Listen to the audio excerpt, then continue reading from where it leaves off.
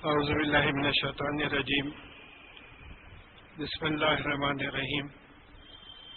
انشاءاللہ آج ہم قرآن شریف کی 18ویں سورت سورہ کہف شروع کریں گے اور 15واں پارہ جو ہے چل رہا ہے۔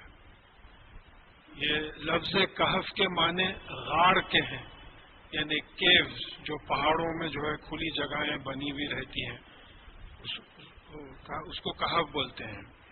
اب اس کا شان نزول جو بولتے ہیں کہ بھئی اس کے نازل ہونے کی وجہ کیا تھی، تو اس کے بارے میں بعض روایتوں میں یہ آیا ہے کہ بعض یہودی علماء مدینے میں مکے میں بعض لوگوں کو سکھا کے بھیجے تھے کہ رسول اللہ صلی اللہ علیہ وسلم سے 3 سوال کریں۔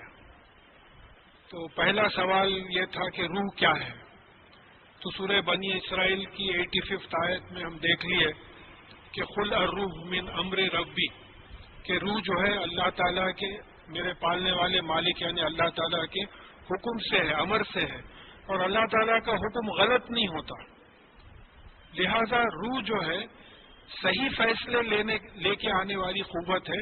اس کا اپوزٹ ابلیس ہے جو ہمیشہ غلط فیصلے لے کے آتا ہے۔ تو اس کا جواب وہاں مل گیا۔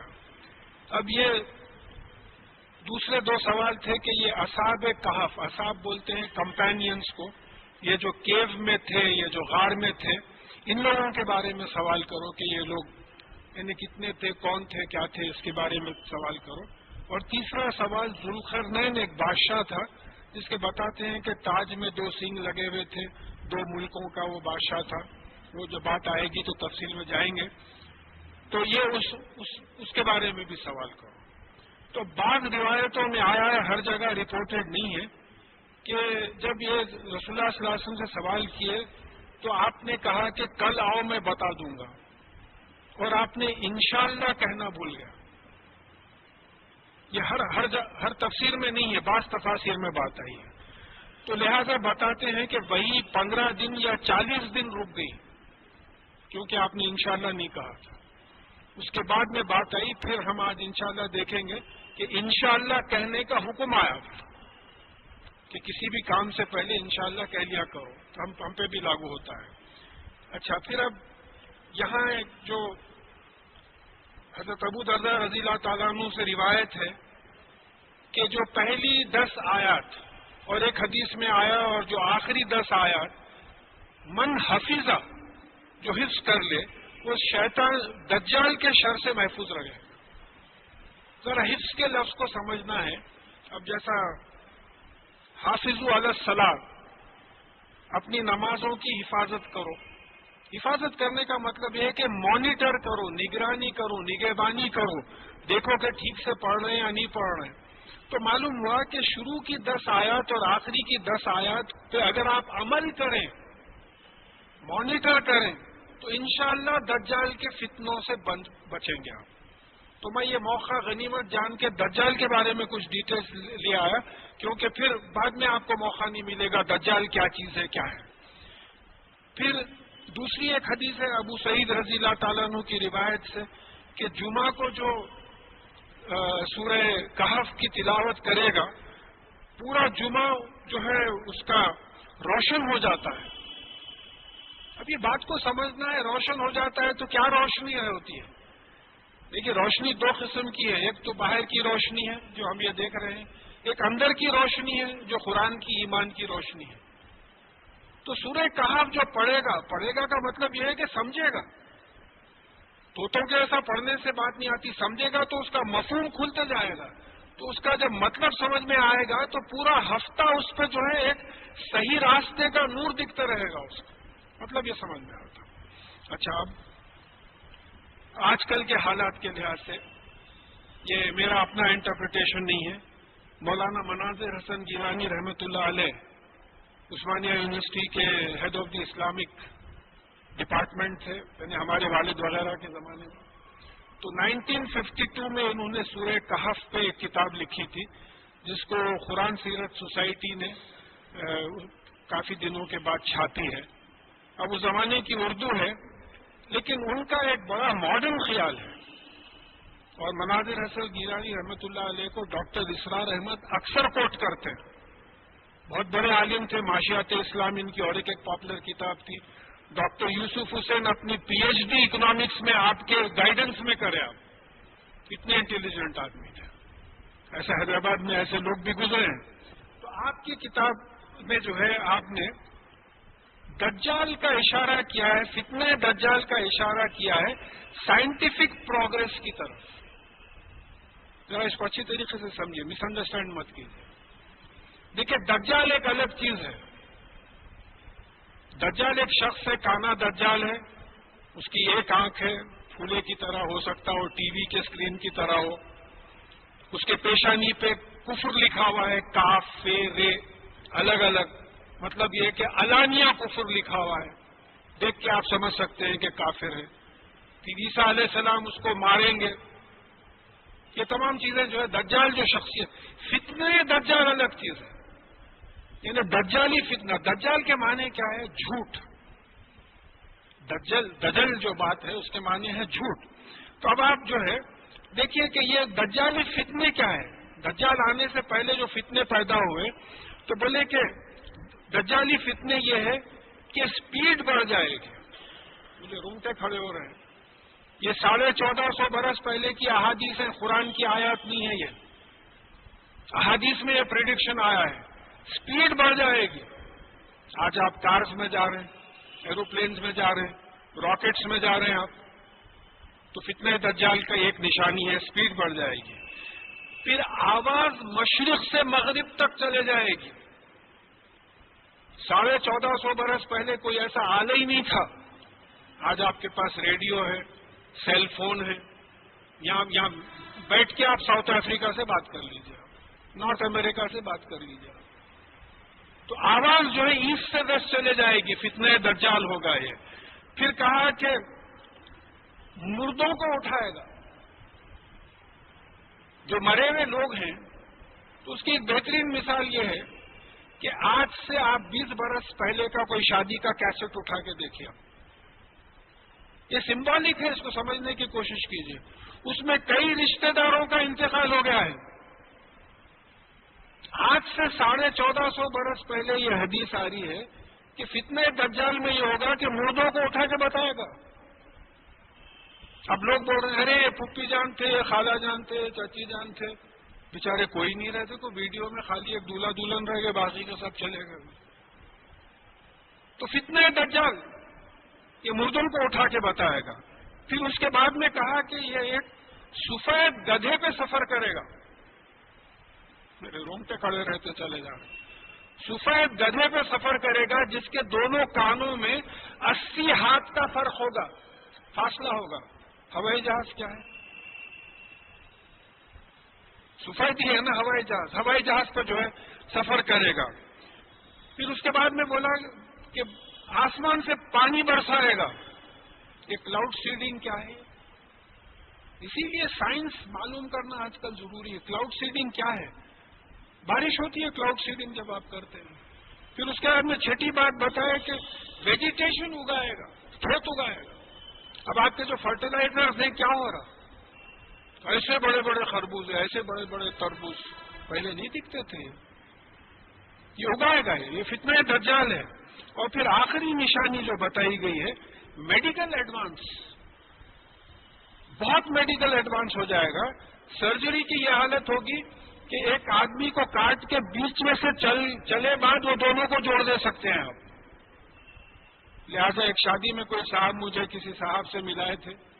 بولے ان کا کوئی امریکہ میں کوئی نیگروز پیسے لینے کے واسطے ٹانگ کاٹ کے پھینک دیے.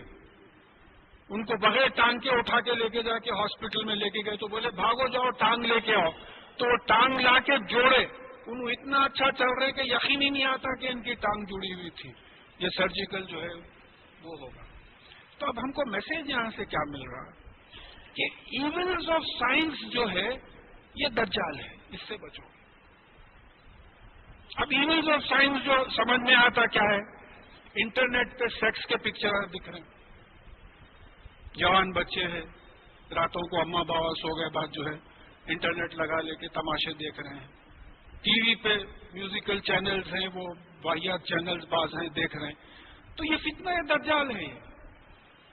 اب اس پہ آپ دیکھیے کہ بھئی قرآن تو قرآن ہے، اللہ تعالیٰ کا کلام ہے، رسول اللہ صلی اللہ علیہ وسلم کی احادیث میں بھی اتنی زبردست سائنٹیفک پریڈکشنز آئی ہیں، تو پھر وہ رسول صلی اللہ علیہ وسلم کا کیا مقام ہوگا، وہ قرآن کا کیا مقام ہوگا؟ تو اب اس کے بعد جو ہے ہم کہف انشاءاللہ سمجھنے کی کوشش کریں گے جتنا آج ہو سکے۔ اعوذ باللہ من الشیطان الرجیم، پناہ مانگتا ہوں اللہ تعالیٰ کی شیطان سے جو دھتکارا گیا ہے۔ بسم اللہ الرحمن الرحیم، اللہ کے نام سے شروع کرتا ہوں جو رحمان ہے، فائدہ پہنچانے والا ہے، اور رحیم ہے، ترس کھانے والا ہے۔ الحمدللہ الذی انزل علی عبدہ الکتاب ولم یجعل لہ عوجا، ساری تعریف اللہ کے لیے ہے، سارا شکر اللہ کے لیے۔ شکر بھی ہے کہ ایسی کتاب نازل کی کہ اس نے اپنے بندے یعنی محمد صلی اللہ علیہ وسلم پر کتاب یعنی قرآن نازل کی، اور اس میں کوئی ٹیڑھا پن نہیں رکھا۔ It's a straightforward book, no confusion. ہم پیدا کر لیے صاحب، ہماری بدقسمتی ہے ہماری، اپنے خیالات کو تھوپ کے۔ کوئی ایک نوجوان صاحب ملے تھے، بہت ایجوکیٹڈ، میں بولا آپ قرآن پڑھیے، آپ ماشاءاللہ اتنے انٹیلیجنٹ ہے۔ تو بولے نہیں انکل، میں ذرا اپنی آئیڈیالوجی فریم کرنے کے بعد قرآن پڑھتا ہوں۔ میں بولا ریورس کریے، قرآن پڑھ کے اپنی آئیڈیالوجی فریم کریے، کیونکہ یہ ایسی کتاب ہے اس میں کوئی ٹیڑھا پن نہیں ہے، سیدھی سیدھی کتاب ہے، قیمہ، اسٹریٹ، بالکل اسٹریٹ فارورڈ، اس میں کوئی ٹیڑھا پن نہیں ہے۔ اس کے 3 مقاصد بتائے جا رہے ہیں کہ یہ کیوں نازل کی گئی ہے۔ لی یونذر باسن شدیدم من لدنہ، تاکہ اللہ تعالیٰ کے طرف سے جو تکلیف دہ عذاب ہے اس کے آپ چوکن نہ کر دیں، پہلا مقصد یہ ہے۔ دیکھیے اب یہ بات یاد رکھیے کہ پہلی 10 آیات پہ ہم کو عمل کرنا ہے دجال کے فتنے سے بچنے کے لیے۔ تو پہلے کیا کرنا؟ قرآن پڑھ کے ڈرنا کہ اگر اس پہ عمل نہیں کریں گے تو پھر سزا ہوگی، بہت شدید سزا ہوگی۔ دوسرا یبشر المؤمنین الذین یعملون الصالحات ان لہم اجرا عظیما، اور ان مومنین کو، ان ایمان لانے والوں کو جو عمل صالح کرتے ہیں، خالی ایمان لانے کا نہیں ہے۔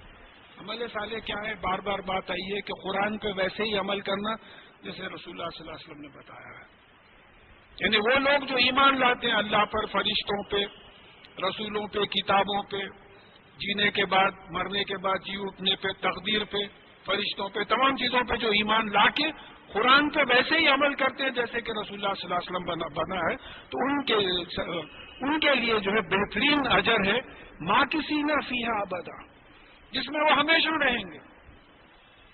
ایسا نہیں کہ ایک بہترین مکان تھا، تھوڑے دن تھے، اس کے بعد میں خالی کرا دیے، بیکار مکان میں چلے گئے۔ جنت ایسی جگہ ہے جہاں ہم ہمیشہ انشاءاللہ رہیں گے۔ وَيُرْزِرَ الَّذِينَ قَالُوا اتَّخَذَ اللَّهُ وَلَدًا، اور تیسرا مقصد یہ ہے کہ ان لوگوں کو چوکن نہ کرے جو کہتے ہیں کہ اللہ تعالیٰ نے بیٹا لیا ہے، بیٹا بنا لیا۔ عیسیٰ علیہ السلام کو بیٹا بولتے ہیں اللہ تعالیٰ۔ تو معلوم ہوا کہ یہ جو دجال کے فتنے سے بچنے کے لیے جو 10 آیتیں شروع کی ہیں، اس میں سے 3-4 پوائنٹس تو یہی مل گئے ہم۔ چوکنا رہنا ہے، امید رکھنا ہے، قرآن پہ عمل کرنے سے جو ہے جنت ملے گی، اور پھر یہ نہیں سوچنا ہے کہ نعوذ باللہ عیسیٰ علیہ السلام اللہ تعالیٰ کے بیٹے ہیں، ایسا نہیں ہے، کیونکہ وہ بن باپ کے پیدا ہوئے۔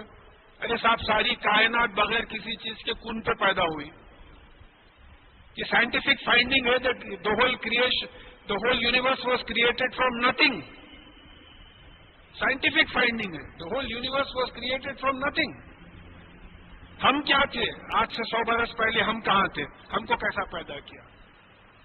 ویسے عیسیٰ علیہ السلام کو کن سے جو ہے پیدا کیا، بات پہلے آ گئی ہے۔ ما لہم بہ من علم، ان کو یہ جو بولتے ہیں کہ نعوذ باللہ عیسیٰ علیہ السلام اللہ تعالیٰ کے بیٹے ہیں، اس کے بارے میں ان کو علم نہیں ہے۔ ولا آبائہم، نہ ان کے والدین کو علم تھا، باپ دادا کو علم تھا۔ کبورت کلمۃ تخرج من افواہہم، یہ بہت بڑا کلمہ ہے جو ان کے منہ سے نکلتا ہے، بہت برا اور بہت بڑا کلمہ ہے۔ ان یقولون الا کذبا، اور یہ جو ہے صرف جھوٹ بولتے ہیں، جھوٹ کے سوائے کچھ نہیں بولتے۔ ایسا نہیں ہے، عیسیٰ علیہ السلام اللہ تعالیٰ کے بیٹے نہیں ہیں۔ تو یہ پوائنٹ ہوا کہ عیسیٰ علیہ السلام کو اللہ تعالیٰ کا بیٹا نہیں ماننا. فَلَعَلَّكَ بَاقِعٌ نَفْسَكَ عَلَىٰ آثَارِهِمْ أَن لَّمْ يُؤْمِنُوا بِهَٰذَا الْحَدِيثِ أَسَفًا. ہو سکتا ہے کہ آپ اپنے آپ کو افسوس میں ان کے پیچھے ہلاک کر لیں کہ یہ اس بات پہ ایمان نہیں لاتے. کس بات پہ ایمان نہیں لاتے؟ ایک اشارہ تو یہ ہے کہ عیسیٰ علیہ السلام اللہ تعالیٰ کے بیٹے نہیں ہیں، اس پہ ایمان نہیں لاتے. دوسرا اشارہ یہ ہے کہ حدیث قرآن کو بھی کہا گیا ہے، قرآن پہ ایمان نہیں لاتے. تو مبلغ کی طلب بتائی جا رہی ہے. دیکھیں ہمارا معاملہ ایسا ہے، سنے نہیں سنے اپنے کو کیا کرنے کا ہے. زیادہ لوگ آ گئے اچھا ہے، کم لوگ آئے تو اپنے کو کیا کرنے کا ہے. مگر رسول اللہ صلی اللہ علیہ وسلم کی یہ طلب تھی کہ ہر آدمی جو ہے ایمان لائے اللہ پہ.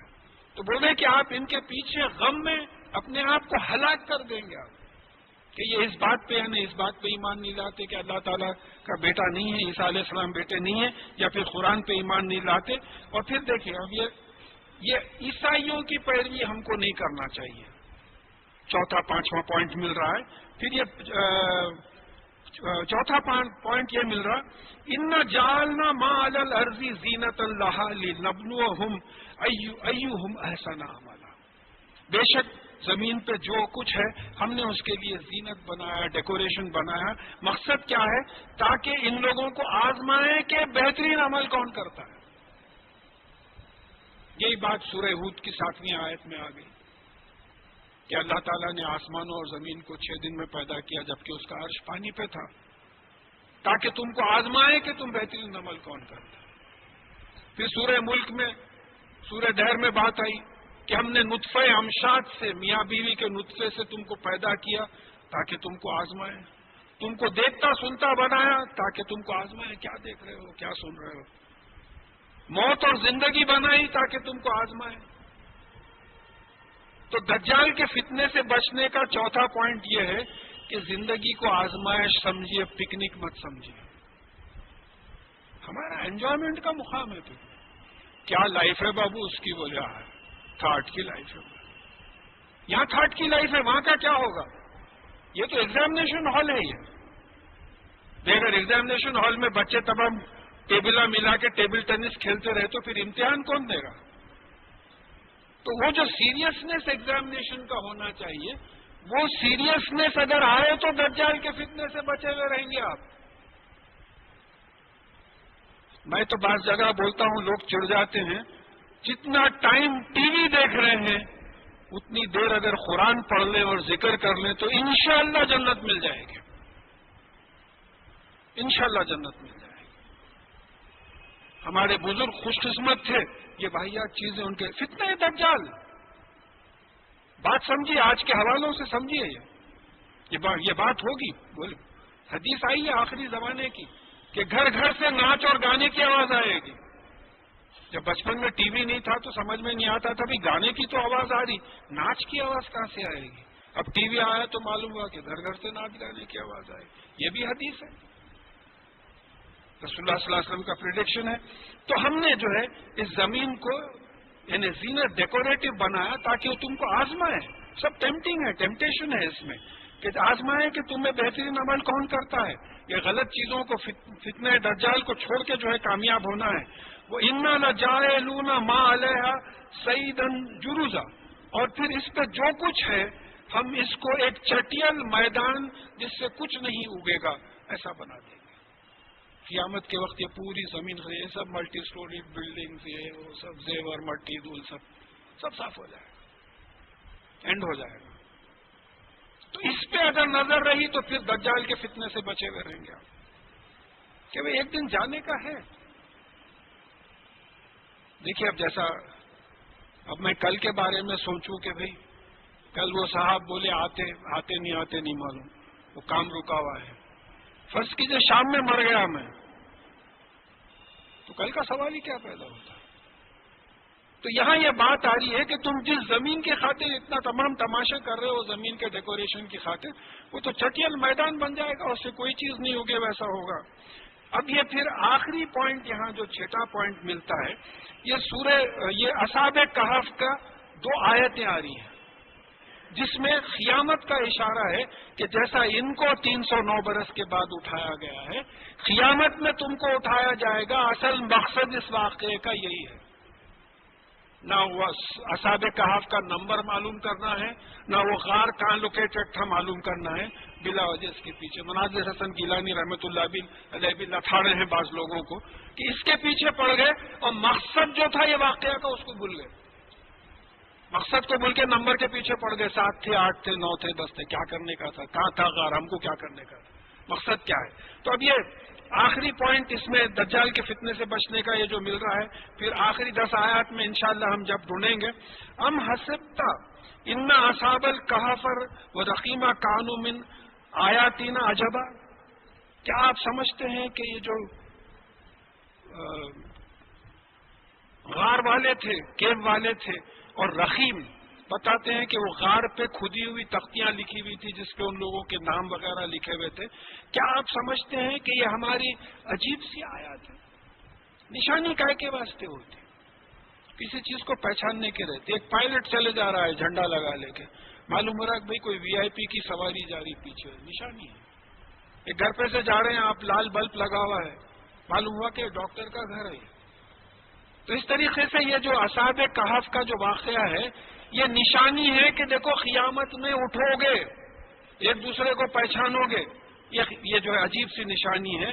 اور تو اب یہاں ذرا اس کا بیک گراؤنڈ ہم دیکھ لیں یہ آیت کے بعد، وہ اس اول فتیۃ الی الکہف، اور جبکہ جو ہے کچھ نوجوان یہ اس میں ایک غار میں انہوں نے پناہ لی، فقالوا، اور انہوں نے دعا کی، ربنا آتنا من لدنک رحمۃ وہیئ لنا من امرنا رشدا، اور انہوں نے دعا کی کہ اے ہمارے پالنے والے مالک اپنے پاس سے ہم پر رحمت نازل فرما، فائدے نازل فرما، اور حیئ لنا، اور آسانی کا سامان پیدا کر ہمارے معاملے میں جو سیدھا راستہ بتائے ہم کو، ایسی آسانی پیدا کر سیدھا راستہ فالو کرنے میں آپ ہی پیدا کر۔ رشید جو ہے بات میں مرشد کی بھی بات آ رہی ہے، تو انہیں ایسا راستہ جو بالکل سیدھا ہو وہ پیدا کر۔ تو اس کا بیک گراؤنڈ یہ ہے کہ ایک 249 اے ڈی سے 549 اے ڈی تک یہ لوگ غار میں سوتے رہے، 300 سولار ایئرس، وہ بات انشاءاللہ بعد میں آئیں گی، 309 لونار ایئرس ہوتے، 300 برس تک جو ہے یہ سوتے رہے، 309 برس تک۔ اس زمانے میں ایک بادشاہ تھا دقیانوس، اب ہمارے پاس اردو میں ہے کیا دقیانوسی باتیں کرتے بولے، دقیانوس ایک بادشاہ تھا، اور یہ جو مقام ہے ایفیسس ایشیا مائنر میں ہے، اس پہ کئی ریسرچ ہوئے ہیں، ہم کو اس سے کیا کرنا ہے۔ تو یہ نوجوان جو ہے اللہ تعالیٰ کی وحدانیت کو مانتے تھے، بت پرست نہیں تھے، وہ بادشاہ بت پرست تھا اور ہر ایک کو مجبور کرتا تھا کہ بت پرستی کرو، تو وہ بادشاہ سے بچنے کے لیے انہوں نے غار میں پناہ لی، بولے بہتر ہے غار میں چلے جانا، اور یہ اگر باہر رہیں گے تو پھر یہ بادشاہ مجبور کرے گا، تو یہ جو ہے غار میں چھپ گئے، جا کے سو گئے۔ اب فَضَرَبْنَا عَلَىٰ آذَانِهِمْ فِي الْكَهْفِ سِنِينَ عَدَدًا، تو ہم نے ان کو غار میں کئی سال تک ان کے کانوں پر اثر کیا۔ یہ بڑی سائنٹیفک، بہت بڑی سائنٹیفک ڈسکوری ہے قرآن میں۔ یہ دیکھیے ہم نے کئی سال تک غار میں ان کے کانوں پہ اثر کر دیا، سن نہیں سکتے تھے۔ نیند کے بارے میں سوچیے، آپ رات کا وقت ہے، آپ تھکے ہوئے بھی ہیں، خالی آنکھیں بند کریے، آپ نیند نہیں آتی، جب تک آپ سننے کی صلاحیت باقی رہتی نیند نہیں آتی آپ کو، بڑی پیاری بات ہے، جب سننے کی صلاحیت چلے جاتی جب نیند آتی۔ اپنا اپنا ایکسپیرینس دیکھیے، میرے کو تو ایسی ہوتا، جب تک سنتے رہتے اطراف کے وہ ہارن، وہ یہ ریورس لے رہا، انہیں وہ کر رہا ہے کہ نیند نہیں آتی، سننے کی صلاحیت چلے جاتی نیند آتی۔ اتنا بڑا سائنٹیفک پوائنٹ قرآن میں بتایا جا رہا ہے کہ ہم نے ان کی سننے کی صلاحیت ختم کر دی، مطلب یہ کہ ان کو سلا دیا، بڑا سائنٹیفک پوائنٹ ہے، اس کو نوٹ ہی نہیں کرے کوئی۔ پھر اس سے اور ایک ڈیریویٹو نکلتا، سورہ زمر کی 42ویں آیت ہے جس میں کہا گیا ہے کہ ہم تمہارا نفس 2 وقت لیتے ہیں، ایک مرتے وقت اور ایک سوتے وقت. جن کی موت لکھی ہوئی رہتی وہ رکھ لیتے ہیں، نفس کو واپس نہیں کرتے. تو موت کا تو ایکسپیرینس نہیں ہے، نیند کا ایکسپیرینس ہے. نیند میں کیا چلے جاتا؟ شعور چلے جاتا. نفس کیا ہے؟ شعور ہے، کانشیسنیس ہے. ہمارا کانشیسنیس شعور چلے جاتا ہے. تو جب شعور چلے جاتا تو جیسا نیند میں بھی شعور جاتا، موت میں بھی شعور جاتا.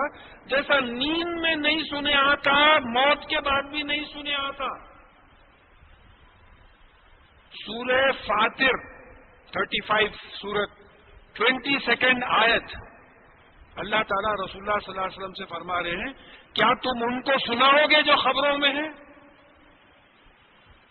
اور ایک پوائنٹ مل گیا کہ نیند میں اور مرنے کے بعد نہیں سنتے. تو پھر کیا جا کے سنا رہے ہیں؟ کیا سنا رہے ہیں آپ؟ قرآن میں بات آ گئی کہ آپ جو خبروں میں ان کو نہیں سنا سکتے، تو پھر کیا سنانے؟ تو یہ ہے سورہ کہف. آپ تفصیل میں اگر چلے جائیں تو یہ بات آ رہی. پھر کہا کہ ثم باسن لدعلم ای الحزبین احصی لما لبثوا امدا. پھر ہم نے ان کو کھڑا کیا. تو کتنے سال کے بعد کھڑا کیا بعد میں بات آ رہی. پھر ہم نے ان کا کھڑا کیا تاکہ ہم نشاندہی کریں کہ ان میں سے کون سا گروپ کتنے دن سوتا رہا، اس کا صحیح اندازہ کرتا ہے. وہ 2 گروپس میں کچھ گڑبڑ ہو گئی، ایک گروپ کچھ بولتا تھا، ایک گروپ کچھ بولتا تھا. تو ہم یہ نشاندہی کریں. دیکھیے لنعلم، آپ کوئی بھی ترجمہ اٹھا کے دیکھیے، تاکہ ہم جانیں. بلکہ ہیں اللہ تعالیٰ تو ہر ایک چیز جانتے نا، تقدیر لکھے نا اللہ میں، اللہ تعالیٰ کو معلوم ہے. عین لام میم کا جو مادہ ہے، علیما اس نے جانا، علامہ اس نے نشاندہی کی. دونوں کا فیوچر یعلمو. تو مطلب یہاں نالما کا مطلب یہ ہے تاکہ ہم نشاندہی کریں. جانتے تو ہیں ہم ہر چیز کو، ہم خود کریں، ہم نہیں معلوم، اللہ تعالیٰ کو نہیں معلوم. تاکہ ہم نشاندہی کریں کہ یہ جو 2 گروپس آپس میں لڑ رہے ہیں کہ غار میں کتنے دن سوئے تھے، ان کی نشاندہی کرے کہ کون سا گروپ صحیح ہے. نحن نقص علیک نبأہم بالحق. ہم آپ کے پاس ان کا جو واقعہ ہے وہ حق کے ساتھ بیان کر رہے ہیں، کوئی جھوٹ نہیں، حق کے ساتھ بیان کر رہے ہیں. انہم فتیۃ آمنوا بربہم. یہ نوجوان تھے جو اپنے پالنے والے مالک پہ ایمان لائے تھے. وزدناہم ہدی، اور ہم نے ان کی ہدایت بڑھائی تھی، ان کو صحیح راستہ بہت زیادہ طریقے سے، بہت زیادہ اچھے طریقے سے ان کو صحیح راستہ بتایا تھا. وربطنا علی قلوبہم، اور ہم نے ان کے دلوں کو مضبوط کیا تھا. یہ جو غار میں جا کے سو گئے تھے، اس خامو جب وہ کھڑے رہے، فقالوا، اور انہوں نے کہا کہ ربنا رب السماوات والارض لن ندعو من دونہ الہا لقد قلنا اذا شتا. جب انہوں نے کہا کہ ہمارا پالنے والا آسمانوں اور زمین کا پالنے والا ہے، اور ہم ہرگز اس کے علاوہ کسی الہ کو، کسی خدا کو، کسی اتھارٹی کو نہیں پکاریں گے. اگر ہم نے ایسا کیا تو ہم نے بہت بڑی غلطی کی. انہوں نے اقرار کیا ہمارا پالنے والا وہی ہے جو آسمانوں اور زمین کو پالتا ہے، جو اس کا مالک ہے، ہمارا بھی مالک ہے. اب یہاں سمجھیے کہ 2 لفظ ہیں، الہ اور رب. اس کو قرآن نے بڑے پیارے طریقے سے سمجھایا، اس کو بھی مس کر دیا. میجورٹی ہمارے لوگ مس کر دیے اس کو. دیکھیے فرعون جو تھا، سورہ اعراف کی 127 آیت ہے. فرعون کے درباری بولتے کہ آپ موسیٰ علیہ السلام کو اور ان کے ساتھیوں کو ایسی چھوڑ دیں گے کہ آپ کے آلیہ تک، آپ کے خداؤں کو چھوڑ دیں. تو معلوم ہوا کہ فرعون خود کسی اور خدا کو مانتا تھا، دوسرے خداؤں کو مانتا تھا. پھر سورہ قصص کی 38 آیت میں فرعون بولتا ہے کہ الہن غیری، میرے علاوہ کسی اور الہ کو لیتے ہو. تو فرعون کون تھا؟ بادشاہ تھا. He was the supreme authority in Egypt. تو الہ کا مطلب یہ ہے کہ بادشاہ، اتھارٹی. تو ہم اللہ کے سوا کسی اتھارٹی کو نہیں معلوم. پھر سورہ نازیات میں فرعون پھر بولتا ہے کہ انا ربکم الاعلی، میں تمہارا سب سے بڑا پالنے والا ہوں. تو پھر بادشاہ کی حیثیت سے وہ سمجھتا ہے کہ وہ پال رہا ہے. تو یہاں اللہ تعالیٰ اس بات سمجھا ہے کہ دیکھو الہ کا مطلب اتھارٹی، لا الہ الا اللہ، میرے علاوہ کوئی اتھارٹی ہے ہی نہیں. الحمدللہ رب العالمین، ساری تعریف اللہ کے لیے جو سارے عالمین کا مالک ہے، پالنے والا ہے. تو بولے ہم آسمانوں اور زمین کا جو پالنے والا مالک ہے وہ ہمارا پالنے والا ہے، اس کے علاوہ ہم کسی اتھارٹی کو نہیں پکاریں گے. اگر ایسا کیا تو ہم نے غلطی کی. ہؤلاء قوم اتخذوا من دونہ آلہہ، یہ ہماری قوم جو ہے یہ اللہ کے علاوہ دوسروں کو انہوں نے الہ بنا لیا، اتھارٹی بنا لیا، خدا بنا لیا ہے. اللہ کے علاوہ کیا ہے؟ مخلوق. بات سمجھے، بہت سمپل ہے. ایک خالق ہے، باقی سب مخلوق ہے. There is only one creator, rest is creation. شرک کیا ہے؟ To elevate someone from the creation to the level of the creator. مخلوق سے کسی کو اٹھا کے خالق کے مقام پہ بٹھانا شرک ہے، اس کی ممانعت ہے. تو انہوں نے اللہ کے علاوہ دوسروں کو خدا بنا لیا ہے مخلوق سے اٹھا کے. لولا یاتون علیہم بسلطان مبین، تو یہ پھر کوئی کھلی ہوئی دلیل کیوں نہیں لاتے، پروف کیوں نہیں لاتے؟ پروف لے کے آؤ. نعوذ باللہ یہ خدا ہے بلکہ پروف لے کے آؤ. فمن اظلم ممن افترى علی اللہ کذبا، تو اس سے بڑھ کے ظالم، اس سے بڑھ کے ناانصاف کون ہوگا جو اللہ تعالیٰ پہ جھوٹ گڑھ لے کہ اس کے علاوہ اور بھی الہ ہیں. اور وَإِذْ اعْتَزَلْتُمُوهُمْ وَمَا يَعْبُدُونَ إِلَّا اللَّهُ، تو جب تم ان لوگوں سے الگ ہو جاؤ، یعنی غار میں آنے سے پہلے بات ہو رہی ہے، جب ان لوگوں سے تم الگ ہو جاؤ اور ان چیزوں سے جس کی یہ غلامی کرتے ہیں، جو پرستش کرتے ہیں، ان چیزوں سے جب الگ ہو جاؤ، فَاؤْ إِلَى الْكَهْفِ، تو پھر غار میں پناہ لو. يَنشُرْ لَكُمْ رَبُّكُمْ مِنْ رَحْمَتِهِ، اور اللہ تعالیٰ اپنی رحمت، اپنے فائدے کی چیزیں تم پہ برسائے گا. وَيُحَيِّ لَكُمْ مِنْ أَمْرِكُمْ مَرْفَقًا، اور تمہارے کاموں میں وہ جو ہے آسانی کا سامان پیدا کرے. اللہ تعالیٰ سے امید ہے ہم یہ تمام یہ دنیا کے جو بت پرستی کی جو بات ہو رہی ہے اس کو چھوڑ کے بہتر ہے کہ ہم غار میں چھپ جائیں، غار میں پناہ لیں تو وہاں وہ سوتے رہے. اب یہاں دوسرا سائنٹیفک پوائنٹ ایک بڑا پیارا آ رہا ہے. دیکھیں تھوڑا سا سمجھنے کی کوشش کیجیے. اب یہ جو مسجد ہے یہ ایسٹ ہے سامنے میرے، یہ ویسٹ ہے، یہ نارتھ ہے، یہ ساؤتھ ہے. سورج مشرق سے نکل رہا، مغرب میں غروب ہو رہا.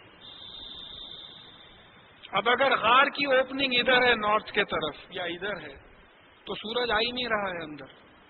اگر غار کی اوپننگ ادھر رہتی تو صبح میں سورج آتا تھا، غار کی اوپننگ ادھر رہتی تو شام میں سورج آتا تھا. سورج کی روشنی سے یہ سوتے ہوئے لوگ ڈیکے ہو جاتے تھے، سڑ جاتے تھے. بڑا سائنٹیفک پوائنٹ ہے. آپ فریج میں سالن کیوں رکھتے آپ؟ اب گرمی کا موسم آ رہا ہے، شام تک سالن باہر رکھ کے دیکھے سڑ جاتا. وہی فریج میں رکھے تو 4 دن رہتا، ڈیپ فریز میں رکھے تو 2 سال رہتا، 4 سال رہتا. تو گرمی سے ڈیکے ہو جاتے. تو یہ لوگ 300 سال سو رہے تھے، اگر سورج ان پہ گرتے رہتا مسلسل تو یہ سڑ جاتے تھے. تو ارینجمنٹ ایسا تھا غار کا کہ اس طرف نارتھ کی طرف منہ کھل رہا، ساؤتھ کی طرف منہ کھل رہا، لیکن سورج جب نکل رہا تو ایسٹ سے نکل جا رہا، ویسٹ میں جا رہا. تو اس کی وہ بات آ رہی ہے وہ ترش شمسا اذا تلاتا تزاور عن کہفی ذات الیمینی. اور آپ دیکھیں گے کہ سورج جب نکلتا تھا تو ہٹ جاتا تھا سیدھے ہاتھ کی طرف. وہ اذا غربت، یعنی میں ایسا بیٹھا تو سیدھے ہاتھ کی طرف سے نکل جاتا تھا. وہ اذا غربت، اور جب غروب ہوتا تو تخرجوہم ذات الشمالی، تو وہ جو ہے بائیں ہاتھ کی طرف غروب ہو جاتا تھا. وہ ہم فی فجوۃ منہ، اور وہ جو غار والے تھے وہ بیچ میں سو رہے تھے. مطلب یہ ہے کہ ان پہ سورج کی روشنی، سورج کی گرمی نہیں لگ رہی تھی. تو یہ دوسرا سائنٹیفک ارینجمنٹ تھا کہ یہ سو رہے ہیں، مرے نہیں ہیں، یہ لوگ ڈیکے نہیں ہونا، تو ان کو بچانے کے لیے ترکیب. آئیے ہاسپٹلس کو چلیے، مارچوریز رہتے، مردوں کو پرزرو کر کے رکھتے، کائے میں ہیٹرز میں رکھتے یا کولڈ سٹوریج میں رکھتے. آج کر رہے ہیں آپ، 1450 برس پہلے قرآن میں اس کا انڈیکیشن مل رہا ہے. کہ باڈیز کو پریزرو کرنا ہے تو ٹھنڈک میں پریزرو کرنا، گرمی میں باڈی پریزرو نہیں ہوتی. ہم نالائق تھے، ہم ناسمجھ تھے، ایسے قرآن کو ہم سمجھنے کی کوشش نہیں کریں. اس سے اتنے بڑے ہنٹس ہم نہیں لیے، سمجھے ہی نہیں کہ صاحب میجورٹی ہماری نہیں سمجھی. ذالک من آیات اللہ. اب یہاں تو میں یہ سمجھ رہا ہوں کہ یہ ارینجمنٹ اللہ تعالیٰ کی قدرت کی نشانیوں میں سے ہے. یہ انسان نہیں کر سکتا تھا. یہ نارتھ ساؤتھ کا جو ارینجمنٹ ہے، یا پھر یہ ہو سکتا ہے کہ یہ آیات جو آ رہی ہیں وہ قرآن کی آیات ہیں. میں یہدی اللہ فہو المہتد. اللہ تعالیٰ جس کو ہدایت دے وہی ہدایت حاصل کر سکتا ہے، کرتا ہے. وہ میں یضلل فلن تجد له ولیا مرشدا. اور جس کو اللہ تعالیٰ گمراہ کرے وہ اس کے لیے آپ ہرگز نہیں پائیں گے کوئی مددگار دوست یا کوئی مرشد. مرشد کس کو بولتے ہیں؟ سیدھا راستہ بتانے والا. قرآن اور حدیث کا جو راستہ بتاتا ہے وہ مرشد ہے. قرآن اور حدیث سے ہٹ کے جو راستہ بتاتا ہے وہ مرشد نہیں ہے. آپ اس کو کچھ اور بول لیں لیکن وہ مرشد نہیں ہوتا. تو یہ بات قرآن سے ثابت ہو رہی ہے. اچھا، پھر تیسرا یہاں سائنٹیفک پوائنٹ آ رہا ہے، بڑا زبردست پوائنٹ آ رہا ہے. اگر کوئی ڈاکٹرز اکثر آ جاتے ہیں، آج نہیں معلوم، وَتَحْسَبُهُمْ إِيقَاظًا وَهُمْ رُقُودٌ. آپ اگر دیکھتے تو آپ سمجھتے تھے کہ یہ لوگ سو رہے ہیں، مر گئے ہیں، لیکن یہ سو رہے تھے. اگر آپ دیکھتے تو یہ سمجھتے تھے کہ یہ مر گئے ہیں لیکن یہ سو رہے ہیں. نُقَلِّبُهُمْ ذَاتِ الْيَمِينِ وَذَاتِ الشِّمَالِ. ہم ان کو الٹ پلٹ کر رہے تھے، سیدھے ہاتھ کی طرف اور بائیں ہاتھ کی طرف. کائے کے لیے؟ ایک ہی پوزیشن میں سوتے تو بیڈ سورز ہو جاتے تھے. کسی بھی ڈاکٹر سے، کسی بھی دواخانے میں پوچھے جا کے. تیسرا سائنٹیفک پوائنٹ ہے، اگر ایک ہی پوزیشن میں سوتے تو کئی لوگ بیڈ سور سے مر گئے. تو اس واسطے نرسز آتے، ادھر کنورٹ دیتے، ادھر کنورٹ دیتے. نہیں بھائی، بیڈ سورز ہو جائیں گے ایسے. تو یہ سوئے ہوئے تھے تو ان کو بیڈ سور سے بچا، ورنہ پھر کہے کو ادھر ادھر پلٹتے تھے. بھئی ایک نبی کو سورہ بقرہ میں بات آئی کہ ان کو 100 سال مردہ رکھ کے زندہ کیا گیا. وہاں یہ تفصیل نہیں آئی کہ ہم ان کو الٹ پلٹ کرتے تھے، کیونکہ ان کو ختم کر دیا گیا تھا، پھر اٹھایا گیا تھا. یہاں یہ سو رہے تھے، ان کی زندگی بچانے کا تھا، تو بیڈ سور سے بچانے کے لیے ان کو ادھر ادھر کر رہے تھے.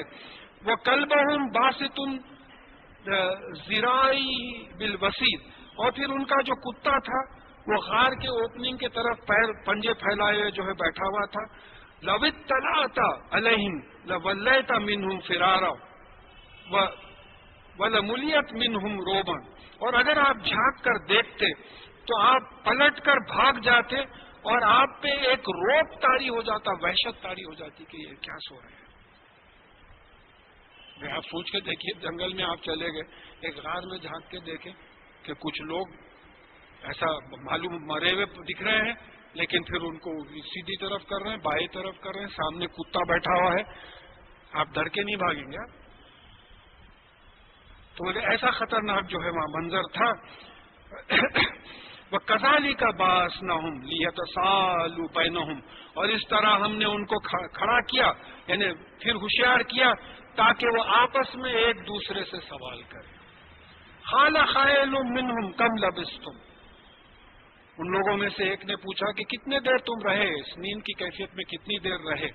قَالُوا لَبِثْنَا يَوْمًا وَبَعْضَ يَوْمٍ. کہا کہ ایک دن رہے یا دن کے کسی حصے میں رہے. بھائی صبح غار میں داخل ہوئے ہوئیں گے، شام کے وقت آنکھ ہوشیار ہوئی تو وہ سمجھ رہے کہ جو ہے بس ایک دن یا ایک دن کا ہے، 309 برس گزر گئے، پتہ نہیں چلا. پھر آپ سورہ زمر کی 42ویں آیت کو دیکھیے کہ موت اور نیند میں وقت کا شعور نہیں رہتا. آپ بغیر گھڑی دیکھ کے سوئیے اور اٹھیے اور شرط باندھ کے بولیے آپ کی کتنی دیر سوئے آپ. خصوصاً اگر اندھیرا رہا آپ نہیں بول سکتے. رات کے 12 بجے تمام لائٹاں بند کر کے آپ سوئیے، اٹھ کے جو ہے آپ شرط باندھیے، بولیے کہ کتنی دیر سوئے آپ. جب تک آپ گھڑی نہیں دیکھیں آپ کو پتہ نہیں چلتا. اسی لیے ایک حدیث کا مفہوم آ رہا ہے کہ دیکھو تمہاری قیامت اتنی ہی دور ہے جتنی تمہاری موت، مرو گے سیدھا قیامت میں اٹھو گے. کس کا انتظار کر رہے ہیں؟ سیدھا قیامت میں اٹھو گے. تو یہ کہا کہ بھائی ہو سکتا ہے کہ صبح سوئے اور شام میں اٹھے. خالو ربکم معلوم بما لبستم، انہوں نے کہا کہ تمہارا پالنے والا مالک زیادہ بہتر جانتا ہے تو تم کتنی دیر سوتے رہے. فبسوا احدکم بورقکم هذه الى مدینتی فلینظر ایھا اسقی طعاما فلیاتکم برزق منہ ولیتلطف ولا یشعرن بکم احدا. تو انہوں نے کہا کہ تمہارے پاس جو سکے ہیں اب ان کو کیا معلوم کون سا زمانہ چل رہا ہے. 309 برس کے بعد اٹھے ہیں اور سمجھ رہے ہیں کہ صبح سوئے تھے شام کو اٹھے تو وہی وہ نوٹا اپنے پاس جیسا رہتے وہ نوٹ نکال کے دیے کہ بھائی جاؤ دیکھو شہر میں جاؤ، شہر میں جا کے دیکھو کہ کون سا پاک کھانا اسکا بہترین پاک کھانا جو ملتا ہے وہ کھانے کے لیے لے کے آؤ. اور ول یتلطف یعنی چھپ کے کام کرو. لطیف اللہ تعالیٰ کے اسماء الحسنی میں لطیف کے معنی کیا ہوتا ہے؟ دیکھیں اللہ تعالیٰ کی رحمت دو طریقے سے نازل ہوتی ہے. ایک دکھ کے آتی ہے جیسے بارش ہو رہی ہے، دکھ کے آ رہی ہے، رحمت ہے اللہ تعالیٰ کی رحمت برس. یہ بارش کے لیے بادل بن رہے ہیں، سمندروں سے پانی ایواپریٹ ہو رہا ہے جبھی تو بادل بنیں گے بارش، لیکن وہ ایواپریشن نہیں دکھ رہا آپ کو. یہ لطافت ہے، یہ لطیف ہے، چھپ کے رحمت کرنا. تو لطیف کا مطلب یہاں ہے کہ دیکھو ان پہ ظاہر مت ہونے دو. اس کا ایکسپلینیشن آیا ولا یشعرن بکم احدا، اور کسی کو تمہارے بارے میں شعور نہ ہو کہ تم کون ہو. چھپ کے کام کرو، پتہ نہیں چلے کون ہے. ان لوگ سمجھ رہے ہیں کہ وہی زمانہ چل رہا ہے. اب یہ ول یتلطف جو ہے یہاں قرآن کا الفاظ کے لحاظ سے، حروف کے لحاظ سے 50% قرآن ختم ہوا. الفابیٹس اگر گنے کیا کیا نہیں کام کرے صاحب قرآن پہ. آیتیں گنے تو انشاءاللہ یہ بیچ میں 15واں پارہ ختم ہو رہا ہوئیں گا تو جو ہے اس وقت آدھا قرآن ختم آیتوں کے لحاظ سے. اگر حروف گنے الف بے پے تے اس طریقے سے حروف اگر گنے تو یہاں ایگزیکٹلی 50% قرآن ہو رہا. ول یتلطف پہ جو ہے 50% قرآن ختم ہو رہا. تو اب ظاہر ہے ان میں سے کوئی صاحب سکہ لے کے گئے. اب میں آپ کو ایک مثال دے دیتا ہوں میں کہ بھئی مغل دور میں کوئی سویا تھا، انڈیپینڈنٹ انڈیا میں اٹھا. اب کوئی مغل سکہ لے کے ہیبٹس کو جا رہا، پہلے تو تماشا پورا شہر بدلا ہوا ہے. اب لوگ مغل سکہ دیکھ کے بولے یہ کہاں سے لائے بھیا، تو بات ظاہر ہوگی. تو اب ان کا بولنا یہ تھا کہ دیکھو تم چھپتے ہوئے جاؤ اور پاک رزق لے کے آؤ اور کسی کو پتہ نہیں چلنا چاہیے کہ تم کون ہو. کس لیے؟ انہم ان یظہروا علیکم یرجمکم ویعیدکم فی ملتہم. اگر تم ان پہ ظاہر ہو گئے کہ کون ہو یا وہ تم پہ غلبہ اگر پالے تو پھر وہ تو پتھروں سے ماریں گے تم کو. وہ چاہتے تھے کہ تم بت پرستی کرے اور تم اس سے بچنے کے لیے غار میں چلے گئے تھے، وہ تو پتھروں سے ماریں گے. یا پھر تو وہ اپنی ملت، اپنا جو ڈکٹیٹڈ ریلیجن ہے اس کی طرف واپس لے کے چلے جائیں گے. مجبور کریں گے کہ جو ہے وہ جن کی پوجا کرتے ہیں، جن کو جو ہے ورشپ کرتے ہیں ویسا کرو. تو لہذا چھپ کے کرو. وَلَن تُفْلِحُوا إِذًا أَبَدًا. اور اگر ایسا ہو گیا کہ ہم اپنی وحدانیت کو چھوڑ کے ان کے مذہب پہ اگر ہم چلے جائیں تو پھر جو ہے ہم کبھی کامیاب نہیں ہوں گے. اتنا پکا ایمان تھا، اتنا پکا ایمان تھا. وہ کذالک آثرنا علیہم. اور اس طریقے سے ہم نے یہ غار کے نوجوانوں کو وہ 309 برس کے بعد کے لوگوں پہ ظاہر کر دیا. ظاہر ہے سکہ لے کے گئے، سمجھ میں آ گیا کون ہے بھائی کیا ہے. لِيَعْلَمُوا أَنَّ وَعْدَ اللَّهِ حَقٌّ وَأَنَّ السَّاعَةَ لَا رَيْبَ فِيهِ. تاکہ وہ جان لیں کہ بے شک اللہ تعالیٰ کا وعدہ حق ہے، مرنے کے بعد اٹھنا ہے. وَأَنَّ السَّاعَةَ لَا رَيْبَ فِيهِ. اور یہ جو ساعت ہے، جو قیامت ہے، وہ آ کے رہے گی. تو اب یہاں معلوم ہوا کہ موت کے بعد کی زندگی کا ثبوت ہے، وقت کا شعور نہیں رہتا کہ کتنے دیر خبر میں رہے، اور پھر میموری پوری واپس آتی ہے. پیسے کتنے تھے، ساتھیاں کتنے تھے، ایک دوسرے کو پہچان میں. تو یہ جو پورا واقعہ ہے اس کا مقصد یہ سمجھانا ہے کہ دیکھو مرنے کے بعد اٹھنا ہے، اور اٹھو گے تو تم کو پتہ نہیں چلے گا کہ کتنے ٹائم رہے ہو، اور اٹھنے کے بعد تمہاری میموری واپس آئے گی اور تمہارا پورا حساب کتاب ہو. اس کا اصل مقصد وہ ہے. مقصد یہ نہیں ہے کہ غار کہاں تھا معلوم کرو، وہ اصحاب کہف کتنے تھے معلوم کرو. اب اس کا جواب آ رہا ہے.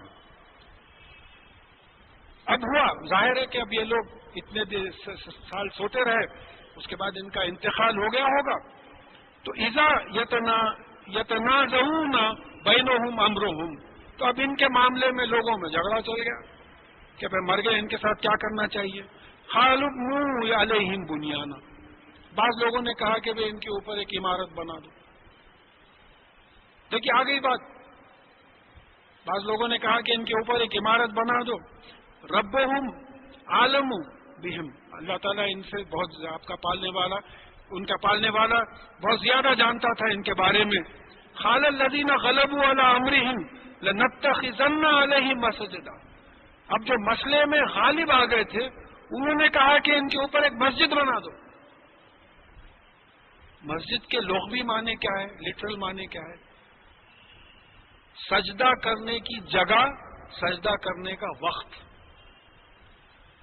اب اس کے ایکسپلینیشن میں تفاسیر میں بات آئی ہے کہ اللہ تعالیٰ نے یہود اور نصارہ پہ، یہودیوں پہ اور کرسچنز پہ لعنت کی ہے کہ انہوں نے اپنے انبیاء، اپنے پیغمبروں کے خبروں کو سجدے کی جگہ بنا لیا.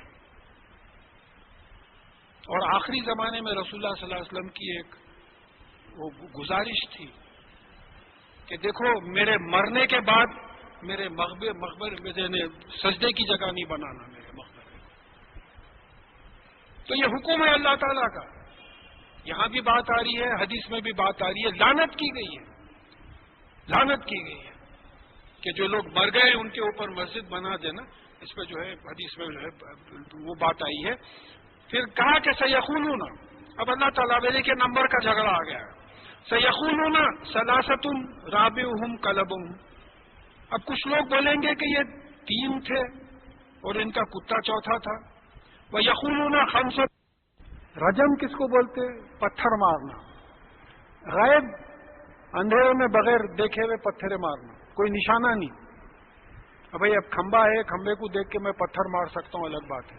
اب اندھیرے میں کھمبا ہی نہیں دکھ رہا تو میں پتھر مار کے کیا کروں گا؟ تو گیس کرنا، ہوا میں باتیں کرنا، گیس کرنا. تو یہ جو 3 تھے چوتھا کتا ہے، 5 تھے چھٹا کتا ہے، یہ سب گیس ورک ہے، اس میں کوئی حقیقت نہیں ہے. اور وَيَقُولُونَ سَبَتُمْ وَثَامِنُهُمْ كَلْبُهُمْ، اور بعض کہیں گے کہ وہ 7 تھے اور ان کا کتا 8واں تھا. اب اللہ تعالیٰ مقصد سمجھا رہے ہیں. قُلْ رَبِّي أَعْلَمُ بِعِدَّتِهِمْ، آپ کہہ دیجئے کہ میرا پالنے والا مالک ان کی گنتی سے واقف ہے کہ یہ کتنے تھے. ما یعلمہم الا خلیل، اور ان کی گنتی کو نہیں جانتے مگر تھوڑے لوگ. پھر حکم آ رہا فلا تمہاری فیہم الا میران ظاہرہ، تو ان کے بارے میں بحث مت کرو سوائے ظاہری طور کے. ولا تستفتی فیہم منہم احدا، اور ان کے بارے میں کسی کو مت پوچھو. اور ہمارا پورا ریسرچ یہی تھا کہ اصحاب کہف کتنے تھے، غار کہاں تھا. اصل مقصد بتانے کا یہ ہے کہ دیکھو مرنے کے بعد اٹھائے جاؤ گے، اٹھائے جانے کے بعد تمہاری پوری میموری واپس آئے گی، تم ایک دوسرے کو پہچانو گے، ایک دوسرے کا حساب ہوگا تمہارا. یہ اس کا ثبوت ہے. وہ ثبوت چھوڑ دیے، نمبروں میں پڑ گئے. ذوالقرنین کے بھی واقعے میں آپ دیکھیں گے، ذوالقرنین کے واقعے میں تو والیومز ٹوگیدر لکھے گئے ہیں، والیومز ٹوگیدر لکھے. کون تھا، کیا تھا، وہ اصل جو مقصد تھا اس کی بادشاہت کا، کیسا بادشاہ تھا، اس کو چھوڑ دیا. آج کل جو سائنٹیفک ایٹیٹیوڈ آ گیا ہے وہ یہ ہے کہ ٹو دی پوائنٹ بات کرو آپ، نو فلاسفی. آپ کچھ بول رہے تو اس کا ثبوت دو، نہیں تو خاموش بیٹھو. آج کا جو ایٹیٹیوڈ ہے، کچھ بات کر رہے تو ثبوت دو ورنہ خاموش بیٹھو، میرا خیال ہے، ہو آر یو؟ دیکھیے اب تک جو انٹرپریٹیشنل ڈیٹیلز آئے ہیں وہ ایسا ہے کہ فلانے نے کہا، فلانے نے کہا، فلانے نے کہا. بیک گراؤنڈ کیا تھا؟ آپ پہ وہی تو نہیں آئی، کوئی حدیث کا حوالہ نہیں دے رہے، کوئی قرآن کا حوالہ نہیں دے رہے.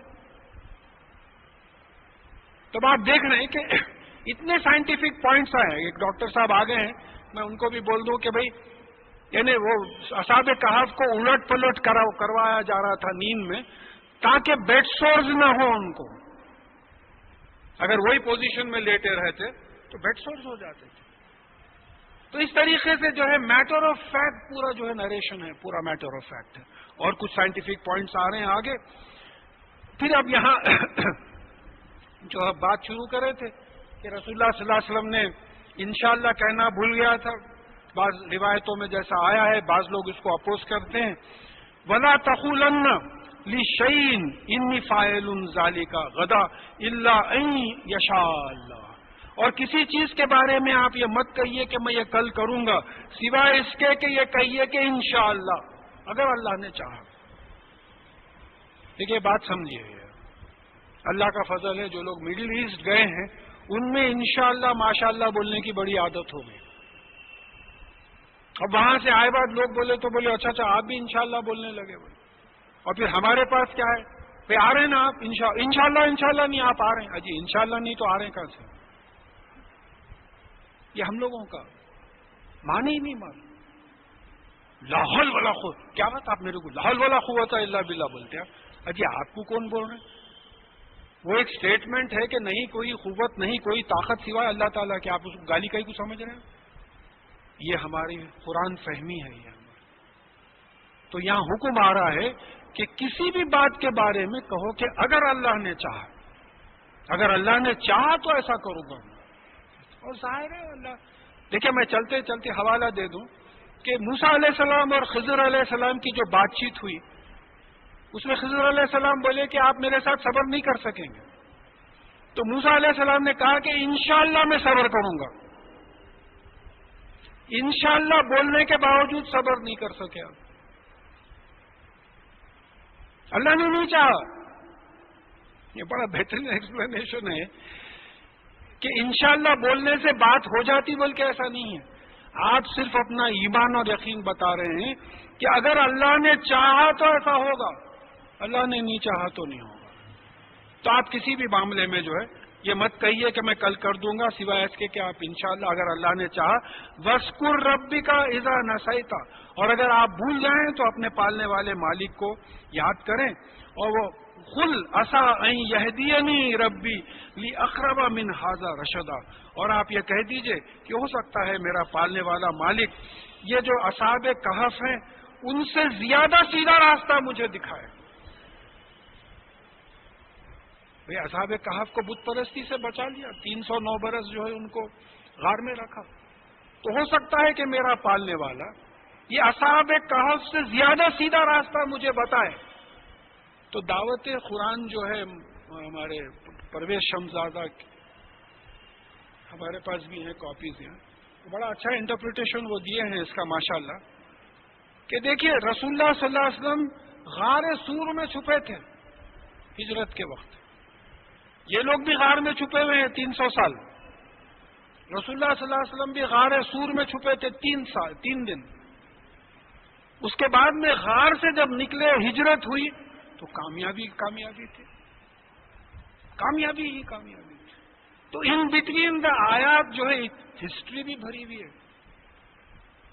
ایسا بھی ہوا ہو سکتا ہے کہ میرا پالنے والا یہ جو اصحاب کہف کو جو ہدایت دے کے جو ہے غار میں سلا دیا تھا، غار میں بچا لیا، ہو سکتا ہے مجھے بھی غار میں بچائے اور اس سے زیادہ جو ہے مجھے کامیابی دے، اس سے زیادہ سیدھا راستہ بتائے. ہوا ویسا.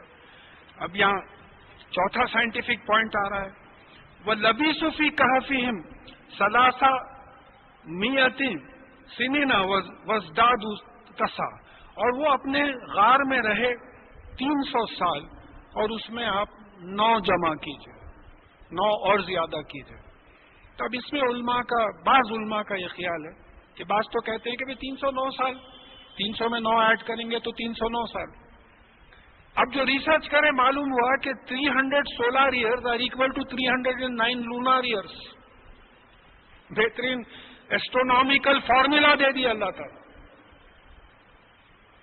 دیکھیے ہر سال 10.95 ڈیز چاند کا مہینہ پیچھے ہٹتا, تقریباً 11 دن. ہر سال 11 دن جو ہے چاند کا مہینہ پیچھے ہٹتا.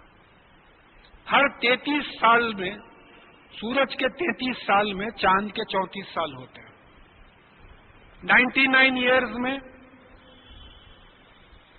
جو ہے 102 ایئرز ہوتے. 100 ایئرز میں 103 ایئرز ہوتے. 300 ایئرز میں 309 ایئرز ہوتے. تو ہو سکتا ہے کہ astronomically exact equation of lunar and solar years is 300 solar years are equal to 309 lunar years. This is the science in the Quran. آپ میڈیکل پوائنٹ دیکھ لیے, ایسٹرونامیکل پوائنٹ دیکھ لیے, نیند کا دیکھ لیے کہ جب تک سماعت نہیں جاتی نیند نہیں آ سکتی. سننے کی طاقت جائے گی تو نیند آئے گی, سننے کی صلاحیت رہے گی تو نیند نہیں آئے گی. میڈیکل پوائنٹ ہے. تو یہ ہے قرآن. تو اس کو ٹھنڈے دل سے اس طریقے سے اگر آپ سمجھنے کی کوشش کریں تو اب معلوم ہو رہا ہے کہ سورہ کہف کی حقیقت کیا ہے. قل اللہ عالم. اب یہاں دیکھیے کہ 300 سال بعد یہ لوگ اٹھے, ایک دوسرے کو پہچانے, رقم کا اندازہ تھا, بازار میں گئے, عقل سلامت تھی. 309 سال کے بعد بھی جو ہے ان کا یہ معاملہ تھا. قل اللہ عالم بما لبثوا. آپ کہہ دیجئے کہ اللہ تعالیٰ جانتا ہے یہ کتنے دن رہے. لہو غیب السماوات والارض. آسمانوں اور زمین کا جو غیب ہے وہی جانتا ہے. دیکھیے ہر جگہ غیب پہلے آیا, شہادہ بعد میں آیا. اور اس وقت اسٹیبلشڈ ہے کہ 99% آف دی یونیورس از غیب. What we are seeing is only 1% of the universe. Black holes ہیں, تمام گیلیکسیز کے سینٹرز میں بلیک ہولز ہیں جو نہیں دکھتے, غیب ہے, انسین ہے. تو یہ شان ہے قرآن کی. یہ تمام غیب سے جو اللہ تعالیٰ واقف ہیں. اب صرف بھی کیا بہترین دیکھتا ہے غیب کو, وہ ہم نہیں دیکھ سکتے, وہ دیکھتا ہے بہترین. وہ اسمی, اور کیا بہترین سنتا ہے. ما لہم من دونہ من ولی. اس کے علاوہ آپ کا کوئی ولی نہیں ہے, ان کا کوئی ولی, کوئی دوست, کوئی مددگار نہیں. ولا یشرک فی حکمہ احدا. اور وہ پھر اپنے حکم میں, اپنے آرڈر میں کسی اور کو شریک نہیں کرتا. دیکھیے شرک کا مطلب سمجھیے آپ. ایک تو دیکھ لیے عیسیٰ علیہ السلام کو اللہ تعالیٰ کا بیٹا مت بولو بول رہے. اگر کوئی بیٹا بیٹی بناتے ہیں تو ذات کا شرک ہو گیا. آپ ذات میں شریک کریں کیونکہ بیٹا ہے بیٹی ماں باپ کا ایک حصہ ہوتے ہیں. آپ اللہ سے ہٹ کے کسی اور کو رزاق سمجھتے ہیں تو صفات میں شرک ہو گیا. آپ اللہ سے ہٹ کے دوسروں کو بھی اقتدار والے مانتے ہیں تو اقتدار میں شرک ہو گیا ہے. اللہ تعالیٰ کے احکامات سے ہٹ کے دوسروں کے احکامات پہ عمل کرتے ہیں تو پھر احکامات میں شرک ہو گیا جو بات آ رہی ہے. اللہ سے زیادہ محبت کسی اور سے کرتے ہیں تو محبت میں شرک ہو گیا. اللہ سے زیادہ ڈرتے ہیں تو پھر ڈر میں شرک ہو گیا. یہ معمولی بات نہیں ہے. جو سورہ نساء میں 2 جگہ آیا ہے, 48 آیت اور 116 آیت میں آیا ہے کہ اگر اللہ تعالیٰ چاہیں تو تمام گناہوں کو معاف کر دے سوائے شرک. تو ہمیشہ اللہ تعالیٰ سے پناہ مانگنا چاہیے کہ یا اللہ ہم کو کسی بھی قسم کے شرک میں مبتلا مت کیجیے, اور ہماری جو غلیظ کیفیت ہے جو اس کو دور کیجیے. اور ہمارا آج کل کا سب میں بڑا شرک یہ ہے کہ انہوں نے اپنی خواہشوں کو اپنا الہ بنا رکھا ہے. 2 مقام پہ آیا لا الہ الا اللہ, اللہ کے سوا کوئی اتھارٹی نہیں ہے. انہوں نے اپنی خواہشوں کو اپنی اتھارٹی, میں نہیں مانتا. ارے قرآن میں ایسا ہوگا بھائی, میں نہیں مانتا. نعوذ باللہ, یہ ایٹیٹیوڈ. تو یہاں یہ بات اس پہ ختم ہو رہی ہے کہ وہ اللہ تعالیٰ جو ہے اپنے حکم میں, اپنے ججمنٹ میں کسی کو شریک نہیں کرتا.